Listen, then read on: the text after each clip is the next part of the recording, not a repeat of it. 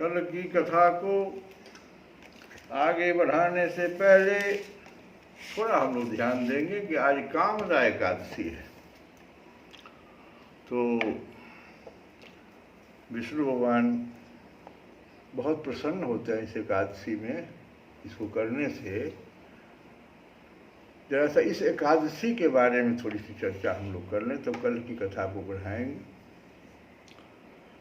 ये चैत्र शुक्ल एकादशी तिथि को कामदा एकादशी कहते हैं। और इस एकादशी के करने से पाप तथा ताप, पाप और ताप में क्या अंतर है? पाप होता है जो हम लोग नित्य दिन करते हैं। नित्य दिन क्या करते हैं? जैसे भगवान के मंदिर के सामने से जा रहे हैं, सर न झुकाए, चप्पल बिना खोले हुए प्रणाम कर लिए। बच्चे लोग अपने माता पिता के साथ करते हैं। ये सब पाप में चला जाता है। और ताप क्या है? ताप मेरा अपना कर्म है। क्या? दैहिक दैविक भौतिक तापा। ये दैहिक ताप, भौतिक ताप, दैविक ताप, इस पर व्याख्या नहीं कर पाएंगे वही, क्योंकि समय वो चल जाएगा। तो ये दोनों का मिटना तय है अगर इस एकादशी को आप कीजिएगा तो। दूसरी बात, भगवान विष्णु की पूजा मुख्य रूप से की जाती है इसमें, और जो भी आपकी मनोकामनाएं हैं वो तो पूरी होती ही है। सबसे बड़ी बात इस एकादशी का है कि प्रेत योनि से किसी का भी आप मुक्ति करा सकते हैं। और आप अगर इस एकादशी के व्रत का अगर पुण्य आप दे दें तो जो जिसके लिए आप देंगे उसका भी बहुत सारा जो है स्वभाव में परिवर्तन आपको दिखाई पड़े। ऐसी बातें भगवान कृष्ण के द्वारा युधिष्ठिर से कही गई। कथा ऐसे है कि एक बार धर्मराज युधिष्ठिर ने भगवान कृष्ण से चैत्र माह के शुक्ल पक्ष की एकादशी के बारे में पूछा। तो भगवान उवाच कि प्राचीन काल में एक भोगीपुर राज्य था। भोगीपुर, जोगीपुर नहीं, भोगीपुर, सब भोग में लगे हुए थे। आज इसका राजा का नाम था पुंडरीक। वह ऐश्वर्य से युक्त था, सारी भोग विलास के सामान उसके पास थे। उसके राज्य में ललित और ललिता नाम के स्त्री और पुरुष रहते थे। ललित पुरुष का नाम, ललिता स्त्री का नाम, दोनों में बहुत प्रेम, बहुत प्रेम।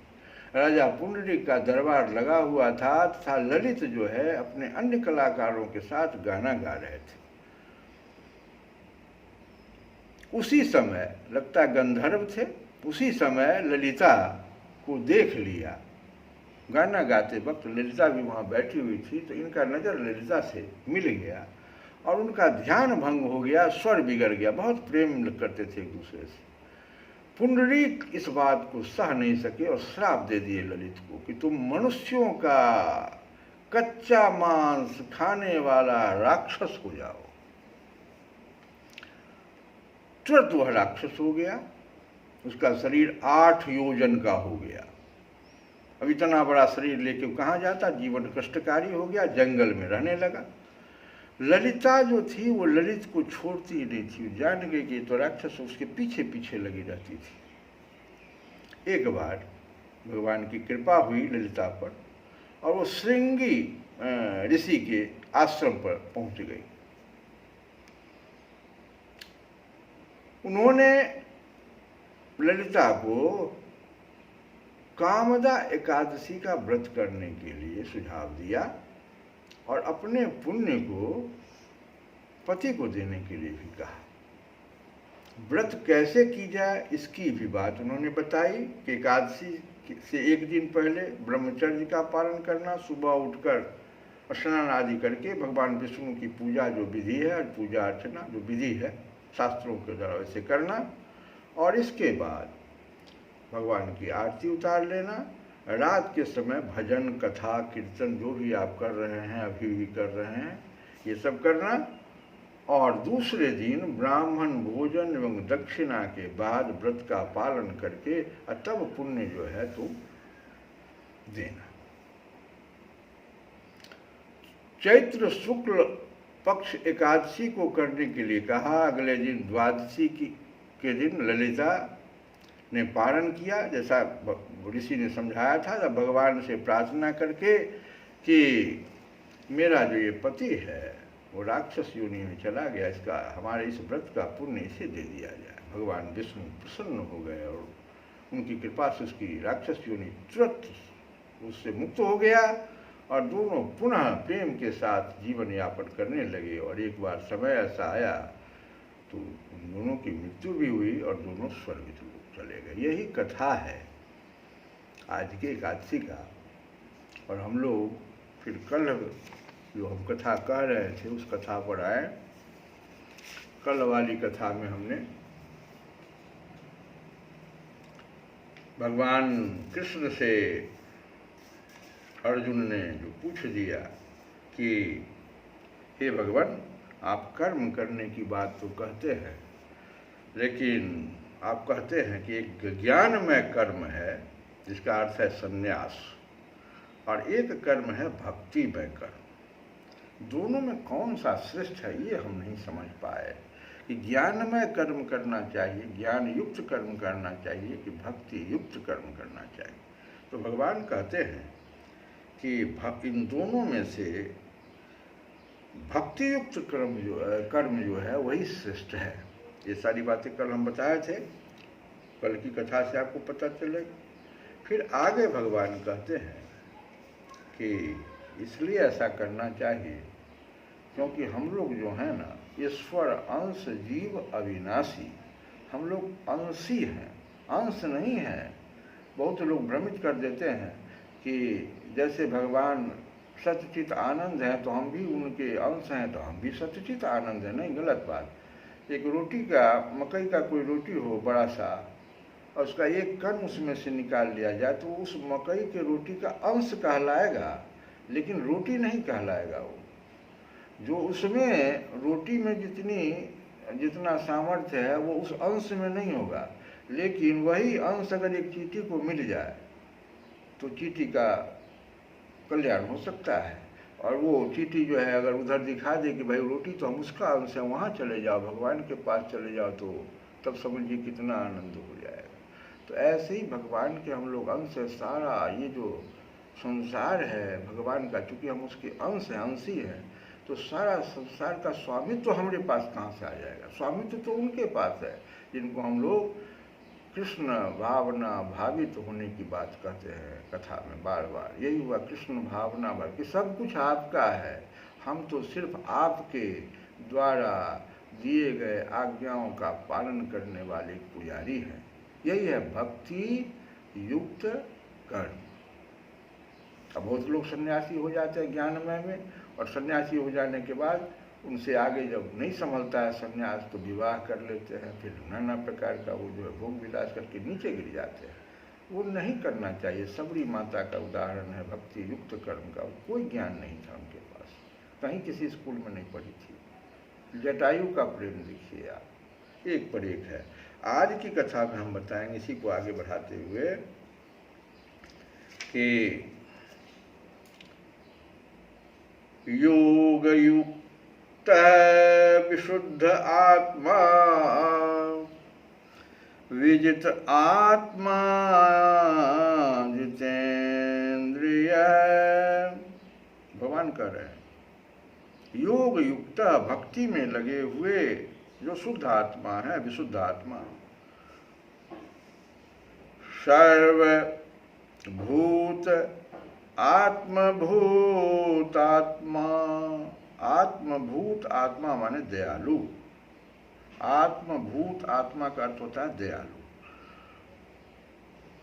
कुर्वन् अपि न लिप्यते, तो जो भक्ति भाव से कर्म करता है, जो विशुद्ध आत्मा है और अपने मन तथा इंद्रियों को वश में रखता है, वह सबों को प्रिय हो जाता है और सभी लोग उससे प्रिय होते हैं। ऐसा व्यक्ति कर्म करता हुआ भी कर्म बंधन में नहीं बंधता है। कृष्ण भावना मृत में कर्म करने वाला सबों का अपने को सबों का दास समझता है। वह हर एक को प्रिय हो जाता है क्योंकि प्रत्येक व्यक्ति उसके कर्म से प्रसन्न रहता है, अतः उसकी चेतना शुद्ध रहती है। और चूंकि उसकी चेतना शुद्ध रहती है अतः उसका मन पर पूर्णतया नियंत्रण रहता है। अब मन के नियंत्रित होने से उसकी इंद्रियां संयमित हो जाती है, क्योंकि मन ही इंद्रियों का लगाम है। तो 10 इंद्रियां, 5 ज्ञान इंद्रियां और 5 कर्म इंद्रियां, सब ऊपर उसका नियंत्रण हो जाता है। और चूंकि उसका मन सदैव कृष्ण में या भगवान में या राम में स्थिर रहता है, अतः उसके विचलित होने का प्रश्न ही नहीं उठता। न ही उसे भगवान से संबद्ध कथाओं के अतिरिक्त अन्य कार्यों में अपनी इंद्रियों को लगाने का अवसर ही मिलता है। वह कृष्ण कथा के, राम कथा के अतिरिक्त और कुछ सुनना नहीं चाहता। वह भगवान को अर्पित किए हुए भोजन के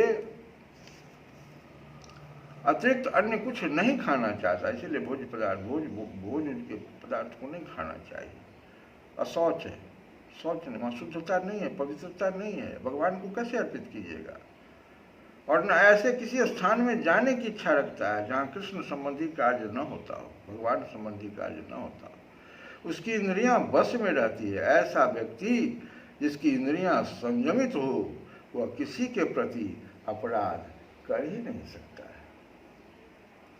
न एव किंचित करोमीति उक्तः मन्येत तत्त्ववित्।